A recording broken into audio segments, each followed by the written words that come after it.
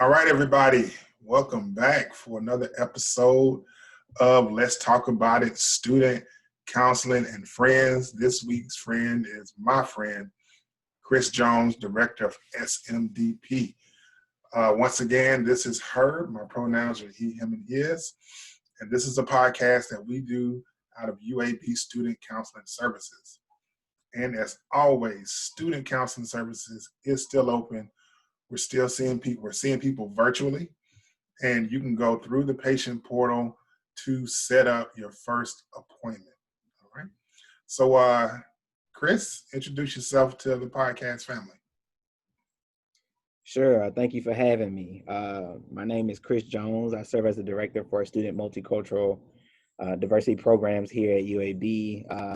To provide relevant programming and activities for students around diversity and inclusion, which are really our programs and activities, as well as the training and education that we provide to students, as well as our mentorship initiatives. All right. Good deal. What are y'all doing to meet the student need during our virtual life at this point? Well, right now it's a lot of listening to students. We've taken some time to make sure we're getting feedback from students about how they're feeling about COVID-19, as well as how they're feeling about all the things that are going on in the world right now, and sort of our reactions to them. And so that's a lot of our time right now, and also preparing for the fall, preparing to create a virtual experience for students. Students are used to us doing, a lot of our programs and activities in person, and so just really trying to figure out what that's going to look like for us in the fall, and working with our student leaders on a lot of those programs and activities. And so we still want to be a resource and visible during the fall with students. And so just taking some time to do that, and trying to bolster our social media presence and all of those things. All right. So last week, man, we talked about it. Mm-hmm. We had our 2 panel discussions last week. The first night about activism and mental health, and then the second night about where do we go from here. We had 2 dynamic sets of panelists, Chris being one of the panelists from the first night. And it turned out really well. We got a lot of clicks, that's for certain. I think over 4,000 views in total. And so, tell me, man, what were some of your initial takeaways from the events?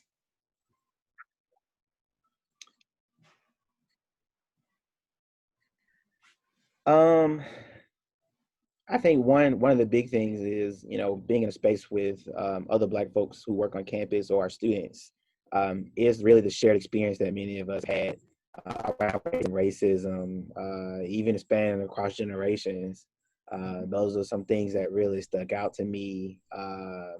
One thing I really thought about during the conversation was this idea of how Black you can be in certain spaces, whether that's you being a student or whether you having to navigate workspaces. And, we all had similar struggles, and, it made me really think critically about it during the conversation in ways that even myself, I still subscribe to a lot of respectability out of survival or acceptance with spaces that are typically aren't ours. Yeah, that stood out, especially when we had the conversation that first night about microaggressions. And from Sade to Veronica to you to Dr. Dilworth and Marie Sutton, and like the similarities between each narrative. And over, a span of time, people say, well, things are better. It's not like what it once was. And it's like, yeah, and this is something that we all deal with in our own individual journey. And then finding a place where you're comfortable being yourself in those spaces and what that journey is like for each individual.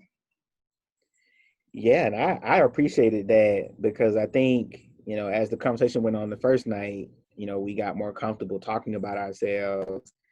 Then you all took it the next step on the next night, and I thought Yeah. that was pretty cool.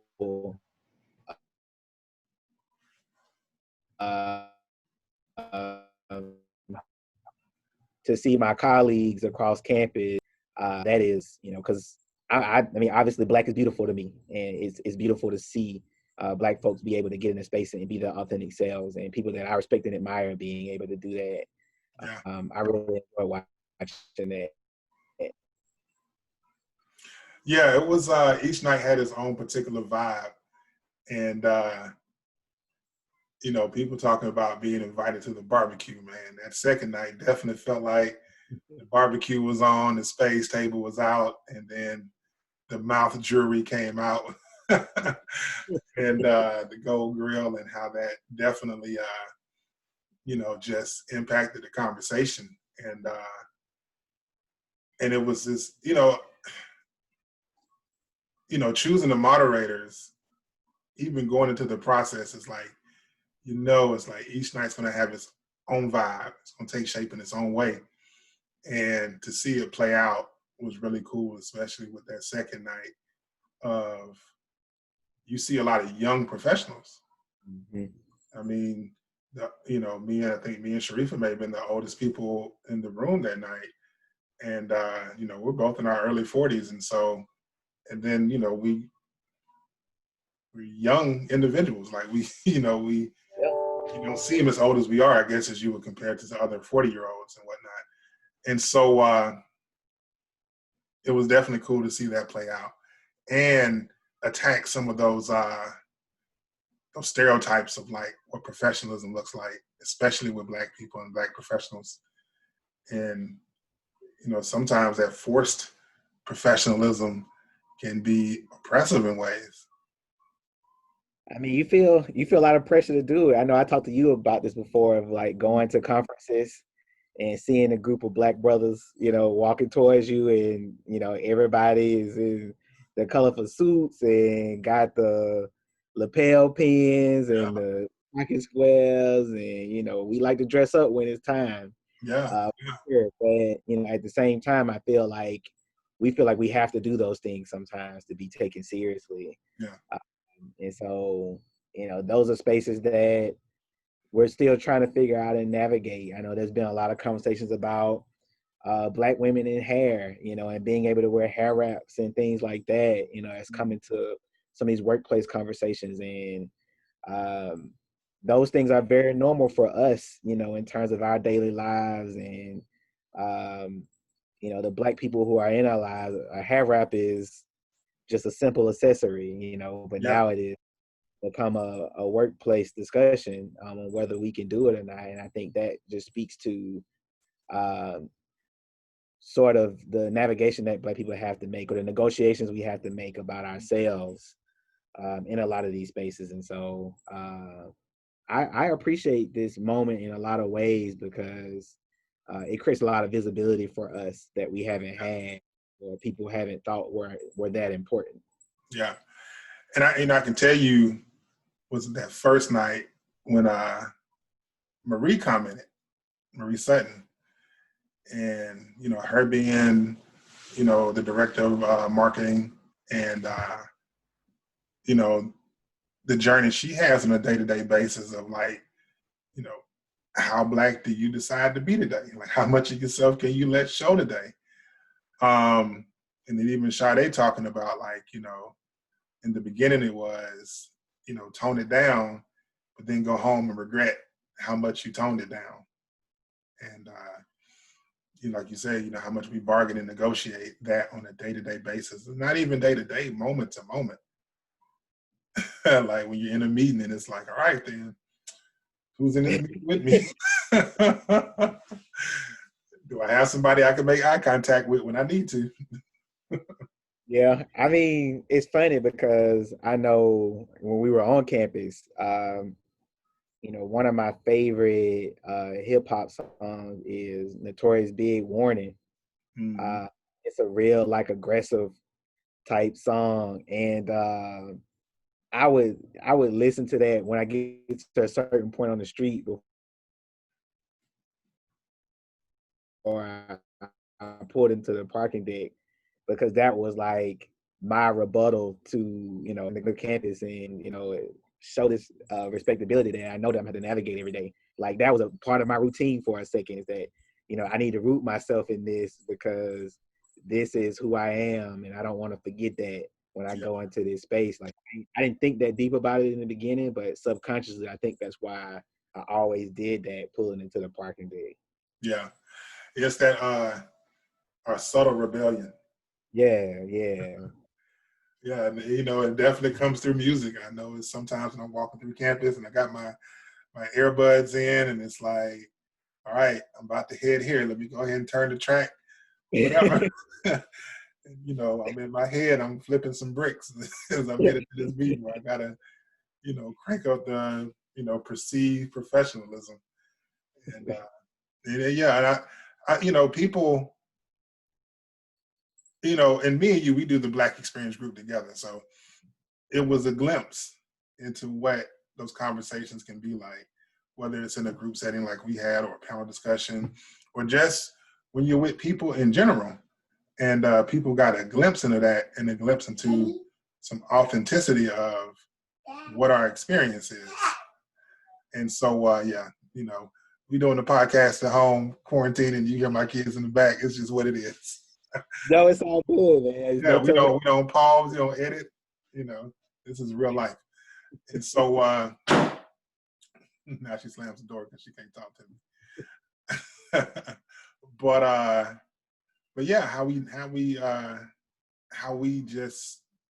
talk to each other, like the being able to understand, like, you know, points of reference, jokes, movie references, or whatever it may be, or talk about spades. Just, you know, people got a glimpse into that people, you know, rarely don't get unless you're on the inside. And I think it's interesting that the virtual spaces were able to, you know, kind of dismiss the idea of the white gaze, so to speak. You know, term that a lot of people use in terms of Black folks gaze. Virtual space disarms that a lot of times. Like, I know in that, you know, more virtual space with other Black folks, you forget that. Yeah. It does give you the opportunity to be your authentic self. And, you know, I do think that is a silver lining of all of this, is that, you know, we are getting those opportunities to connect with our colleagues on a different level. Because, you know, unless you talk to your colleagues once you leave work, you know, you may not get a chance to have those conversations with them often. So I again, that's why I really appreciate it. Yeah. And that's a good point, because it's good for the students who were able to watch it to see people at our levels of our career and our ages not only be able to do it, but also be able to, you know, verbalize how we had to come to that space in our lives to be comfortable to do it. And how we, you know, can, you know, still struggle with it. You know, code switching still takes place. I mean, it's what it is. And so there's a lot of takeaway from just being younger and seeing people in a certain space, having to navigate it, and then talk about it in an authentic way, to where you can connect and say, okay, I get it. You know, because even like with, you know, Sade and Jasmine being PhD students, you know, as an undergrad, you can romanticize the idea of being in graduate school. And like, by the time I get here, I'll be okay. But then, like, you get there and it's still a struggle. You still face certain barriers that you may not anticipate being there once you get to that point. Or when you get to a certain age in life in your career, you may not anticipate those things being there, but they're still there. And you still are continually working on navigating it. The beauty of it is that you may get a head start on the process versus what we may have gotten. Because I know I didn't see anything like that, coming up. No, and it never stops, and I would probably argue the higher up you go in your professional field, the more you have to deal with navigating that. Mm-hmm. But I do have a sense of hope listening to the students who are on the panels with us, because they are much braver than I was, I think, when I was at maybe some of the points where they were at in their lives. Mm-hmm. Uh, Definitely. I remember coming out of my master's program and really making those negotiations in terms of trying to enter the workforce. Mm-hmm. And that transition had already began while I was in my master's program. And so they are much more confident in who they are, Yeah. Black people. And again, that was probably one of the highlights for me to see, is that how unapologetic they were about Yeah. values and who they are. Everybody doesn't have that confidence or don't feel that affirmed in their identity.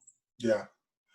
And that, again, that's a great point, because I think about where I was in college. I mean, and it's been 22 years ago when I started college, and throughout my career, how I grew in certain areas to become more confident, more comfortable, and even being at UAB, because it was such a transition from what I was doing to what I'm doing now. Even though it was still counseling, I always equated it to a career change.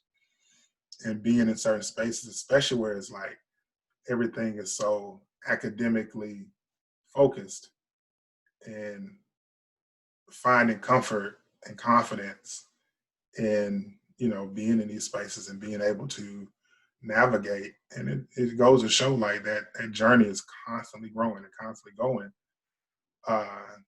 There's no arrival point. However, where they are now versus where I am at my age, I mean, they're definitely ahead of the curve in that confidence of just being who they are, being as Black as they need to be and want to be, and not having to dismiss that part of them in order to succeed.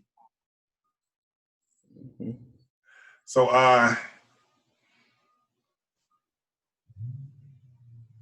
night one, having Dr. Dilworth, man, that was she's impressive. I mean, Yeah, and I think having someone on with some of the lived experience, mm-hmm. that won't ever happen again. Like the events that happened in Selma, and for her to be a youth during that time, Mm-hmm. it reminded me of when Angela Davis came to Birmingham, I think last year. And she was talking about what it was like to grow up in Birmingham and those subtle moments of rebellion they would have, and not having they weren't supposed to cross the street, and they would, as children, cross the street to defy Yeah. sort of the segregation that was happening at the time. And for Dr. Dilworth to have some of those same experiences, I think is something that we have to respect, and something that we should never forget. Yeah. And I think, that's one thing that concerns me about some of the movements that we're doing is, we don't ever want to forget those who came before us and laid the ground for us. Yeah. So it was great to have that perspective Mm-hmm. on the call, because I think right now in this moment, it often gets lost. Yeah. Yeah. It goes to remind you that this stuff wasn't long ago. Mm-hmm. Those experiences aren't ancient history. Like, the photos may look grainy, but it doesn't mean that was that long ago. And the photos may be in black and white, but it doesn't mean that was that long ago. So yeah. But it also makes you realize that, man, a lot of these folks you see in the picture still alive. Like I mean, Dr. Dilworth's presence there, Yeah. and that she lived through it, shows that, some of these other folks in the picture hey, they may still be around those same kids and things that were holding up, saying keep my school white and Yeah. no to segregation. They are still alive. Yeah. I tell people my mother and her siblings integrated the high school I went to. So when I played ball, I would be on the team with people who were at the school on the other side of the integration who didn't want my mother and her siblings there and play sports with them. But then, like, my cousin told me this once. They were in the stands, and this lady came up to my mom and was like, "Man, your son, they're so good, and we just love him," and blah blah blah. And then, as she walked away, my mother turned to my cousin and was like, "Yeah, she spit on me when I came to school here." And it goes to show, like, people that were there then are still here now. Like, you don't know what changes they've experienced and whatnot, but yeah.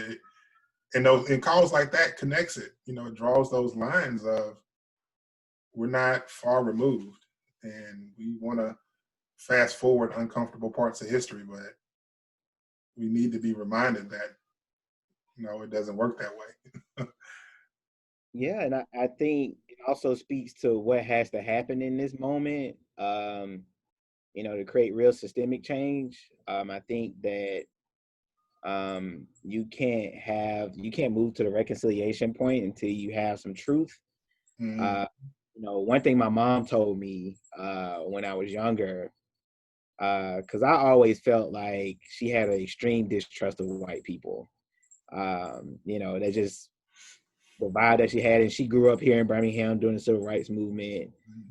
She saw all of it, and I asked her about it one day, and she told me that no one even said they were sorry. Like all of this happened, and what was uncomfortable for her is that we just moved on. A yeah, lot of white people left the city. Communities changed, and yes, the policies in terms of integration changed, but people circumvented those policies, and nobody talked about it afterwards, and nobody ever said sorry.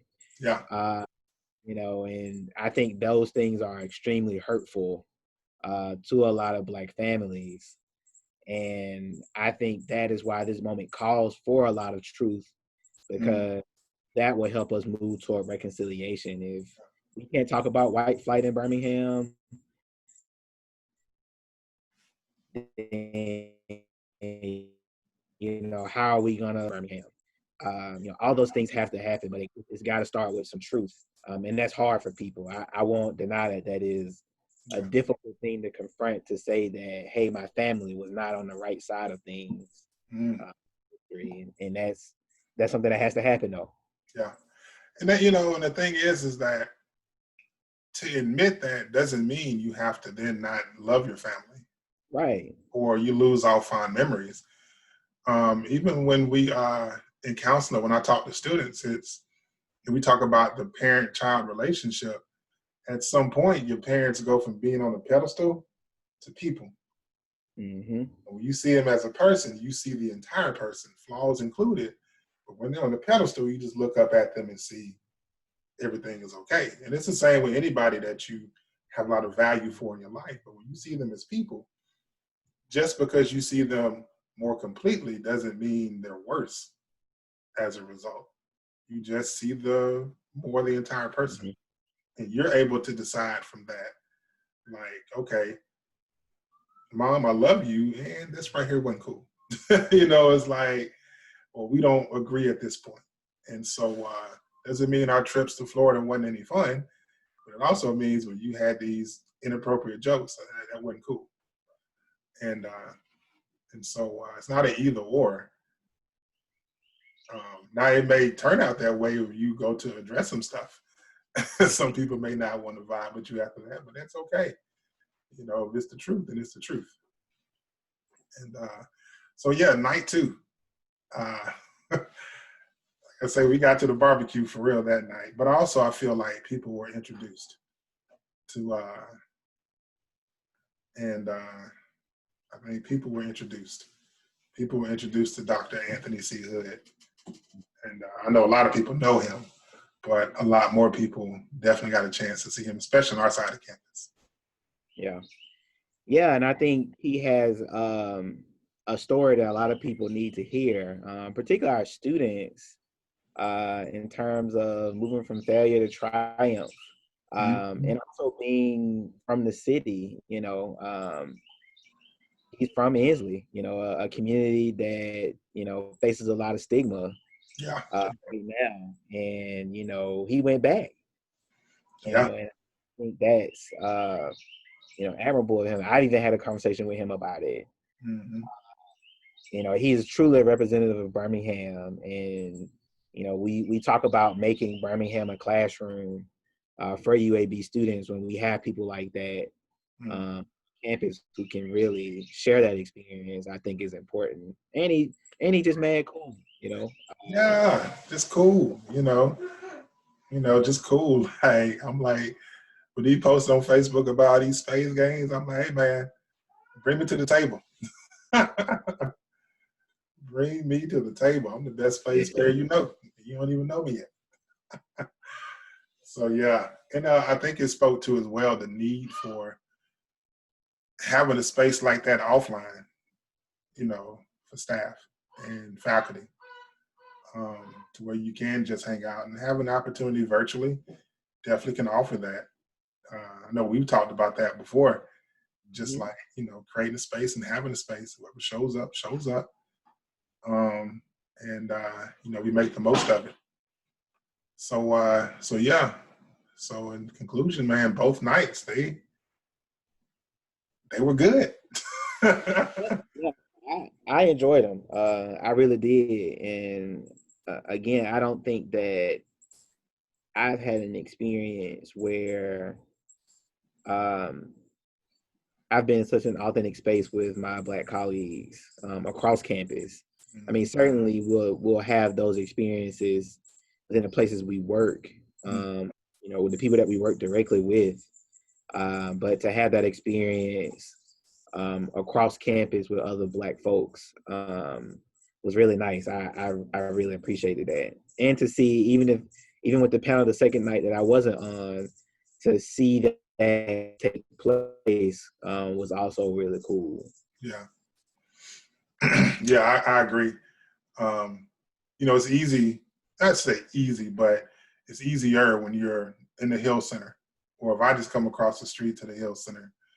But when you start to pull faculty from the other side of campus and then students who may not really cross paths, like how many PhD students are crossing paths with SMDP for real? It's like, or Dr. Hood. And so it shrinks, the campus some, which is good, and creates that collaborative approach outside of student affairs, and which is a very good thing. And you identify more allies because I can now refer you to somebody who I directly know, and or people can call on them more. Like with all those eyes that caught wind of what we did, you can guarantee you're going to have people starting to get asked to do more things. Like what Dr. Wolf brings to the table in ODEI, you can imagine that he gets caught on a lot. Well, he's going to get caught on more. Dr. Dilworth and the expertise that she brings to the table. And seeing those students shine, I think that was, for me, the best part, for them to have that space and for students in the comment sections to respond to them. And Jasmine that second night, I mean, just dropped all the mics, kicked all the speakers over, snatched out the aux cord. I mean, for her to be authentic at the risk of retaliation. So hopefully people were watching from what we know, and that won't be an issue for her. And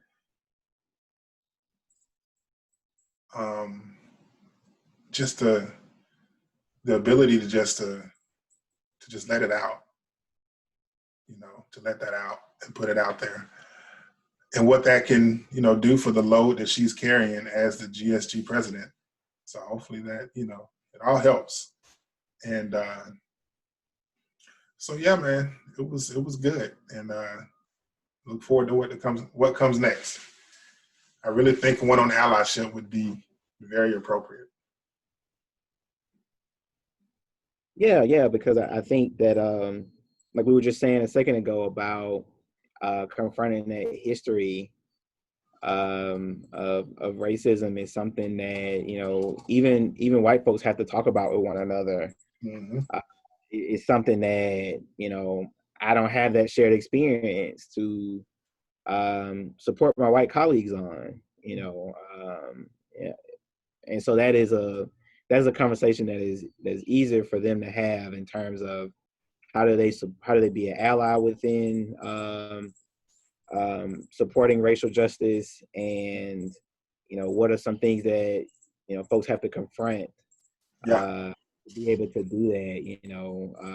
I said this on the call. Something that I've tried to be very much more intentional about is being more of an advocate for LGBT folks, and that is something that things like homophobia and transphobia is things that I've had to come to terms with in terms of my own socialization, so I can be a better ally. And I think that is what folks have to do around race, white folks have to do around race, and even other groups may have to do about the anti-Blackness that exists around the world as well. Yeah.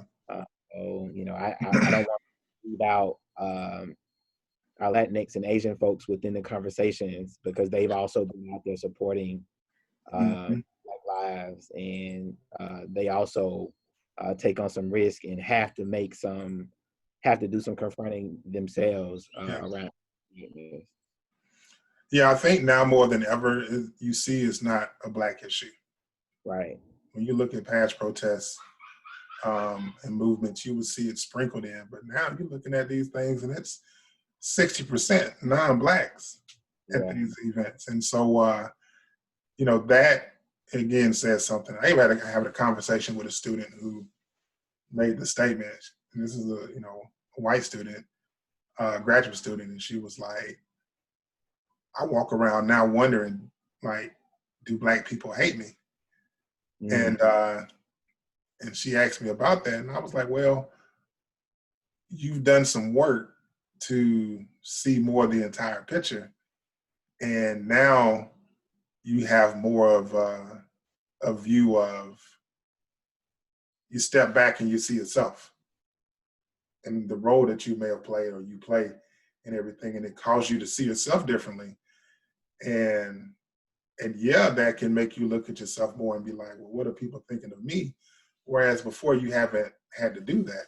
Mm-hmm. And but I was like, that's a step towards like the internal change versus just like externally trying to change your behavior. And I said that can be overwhelming, and that's a position I've been playing my entire life. Like, what other people thinking of me? Right. So and that's a part of it, and that's on any situation. Like when it comes to LGBTQ students and transphobia, homophobia, any of these things, like you have to like see more of yourself and how you're a part of the problem, or you contributed to it, or you're dealing with your own, resistance, and acknowledging your blind spots, whether they're willful blind spots or they're blind spots you just don't know they exist, and being honest about it, and then allowing that to impact your decision making going forward. Mm-hmm. So, and empathy is always necessary. Yeah.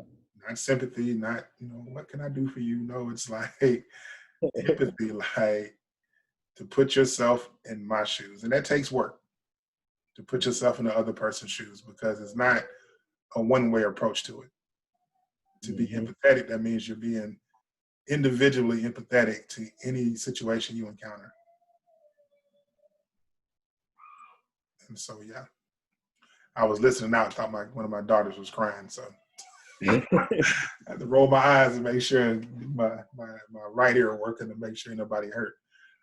But But yeah, man, well, this is a good conversation, man, and glad you were able to do this with me. Yeah, man. Anytime, man. I'm happy to be here, man. I think all the work you're doing on campus is awesome and definitely needed. Well, I appreciate it, man. Being connected to y'all makes that work possible. And I appreciate you. I mean, you've always showed up, and, the Black experience, from where it started to where it is. And I think what we're seeing now is a result of having that. And you've been a part of it from the very, very beginning, and have stayed a part of it. So I appreciate you.